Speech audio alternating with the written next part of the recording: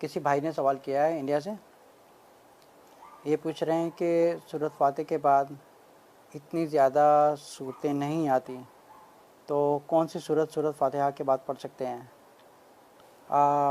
دیکھیں میرے بھائی، دیکھیں انسان اپنی زندگی میں کتنا ٹائم خراب کرتا ہے، فالتو چیزیں میں وقت ضائع کرواتا رہتا ہے۔ اب یہ جو وقت ضائع کروانا ہوتا ہے یہ صرف شیطان کی طرف سے ہوتا ہے۔ اب اچھے شیطان کا مقصد کیوں ہوتا ہے، یہ کیوں کروانا ہوتا ہے؟ کیونکہ شیطان نہیں چاہتا کہ انسان علم لے، اس لیے اس کی کوشش ہوتی ہے اس کو علم سے دور رکھے۔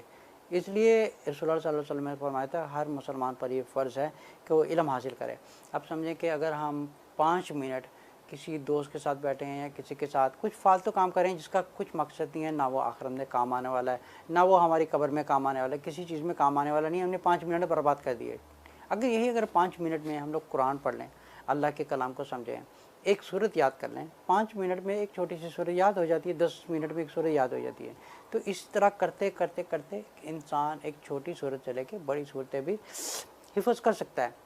لیکن اگر آپ جتنی بھی زیادہ کوشش کریں گے اللہ تعالیٰ کی مدد آپ کے ساتھ آئے گی، لیکن اسے شیطان دلوں میں مایوسی ڈالتا ہے۔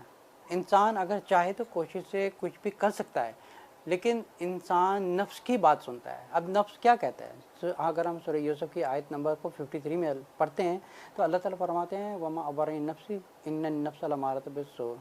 تو اللہ تعالیٰ یہاں پہ فرما رہے ہیں کہ نفس جو ہے ہمیشہ برائی کی دعوت دیتا ہے۔ تو اسی طرح شیطان دل میں وسوسہ ڈالتا ہے کہ بھائی تم سے یہ کام نہیں ہوگا، تمہاری کمزور عقل ہے، یا تم اس قابل نہیں ہو، تم اتنے پڑھے لکھے نہیں ہو، تو تم سے یہ نہیں ہوگا۔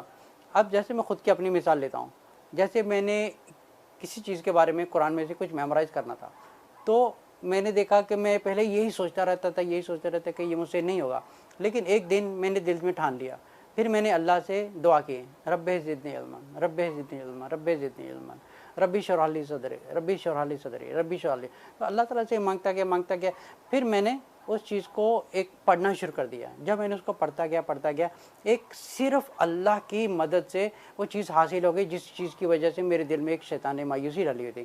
اسی طرح دل کی بات ایک صرف شیطان کا وسوسہ ہوتا ہے۔ ہمیں اللہ کا نام لے کر اللہ کی مدد سے صورتیں یاد کریں تو صورتیں یاد ہو جائیں گی۔ تو لیکن اگر آپ کو جتنی بھی صورت آتی ہے، لیکن آپ اس کو پھر اچھے طریقے سے نماز میں تلاوت کریں۔ اگر آپ سورۃ فاتح کے بعد کسی بڑی سورت کی تلاوت کریں گے، پھر ہمارا کنیکشن اتنا ہی زیادہ اللہ کے ساتھ پکا ہوگا۔